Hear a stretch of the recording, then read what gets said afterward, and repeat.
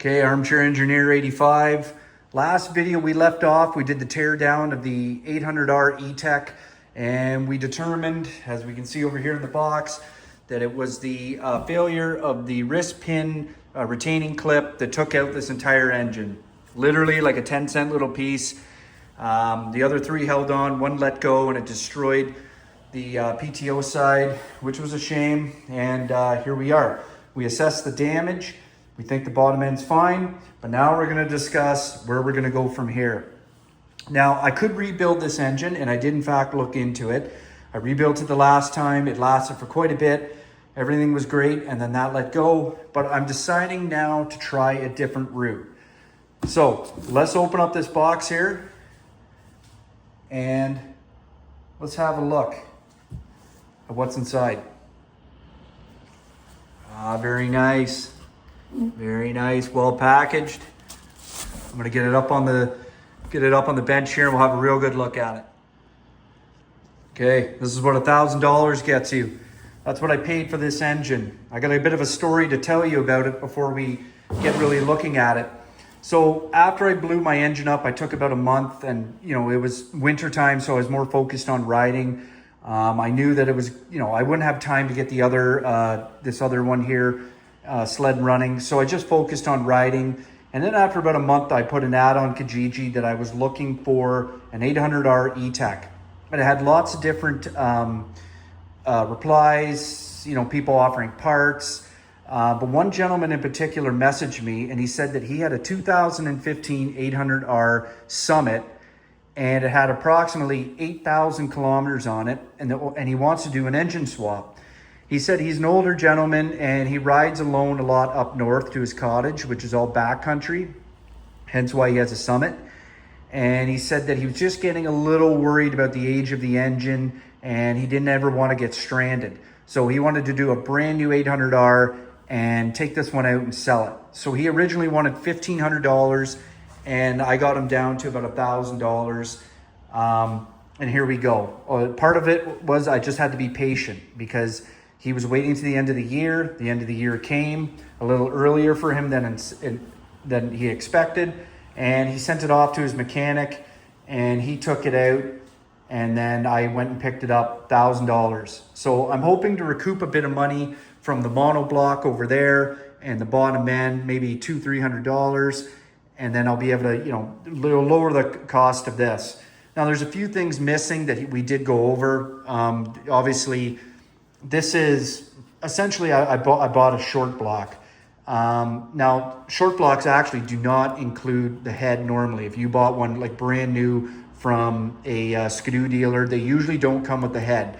This one did, which is good because I was needing a new head anyways. Mine was destroyed.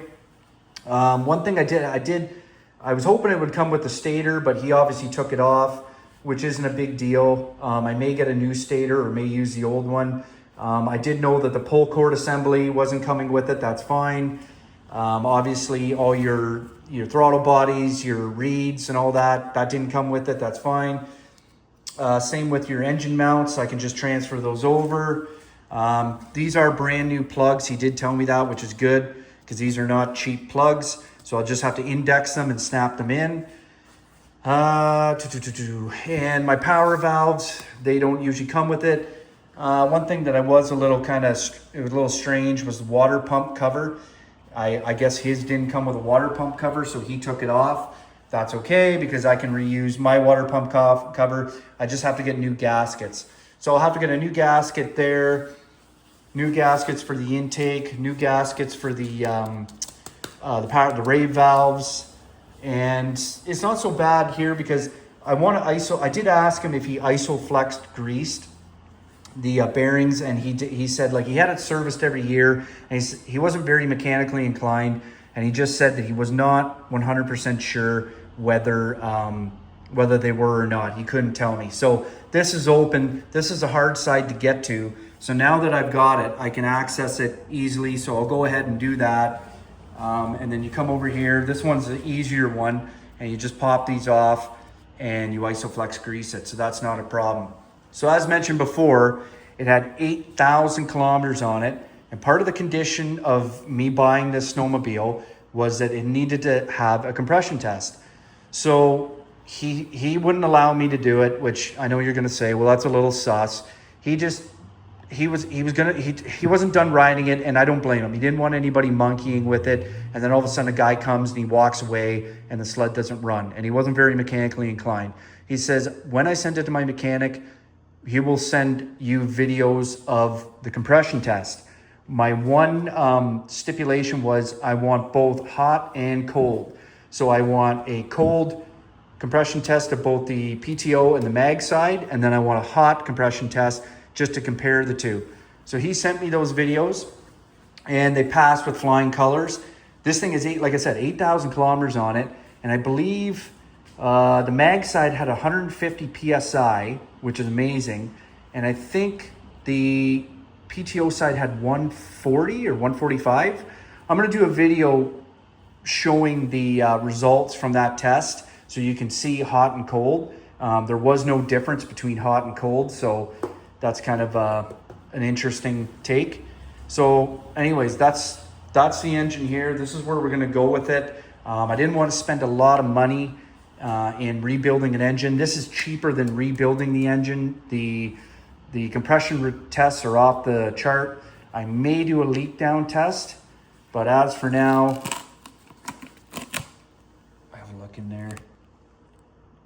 Like I said, it was an older gentleman and he took care of it. It was in a Summit chassis. Like, he wasn't racing it like crazy. He wasn't hard on it. He was taking care of it. So even though it's got 8,000 kilometers on it, some people say, oh, that's way too high. It's ready for a rebuild. If you take care of these things, they can last you a long time.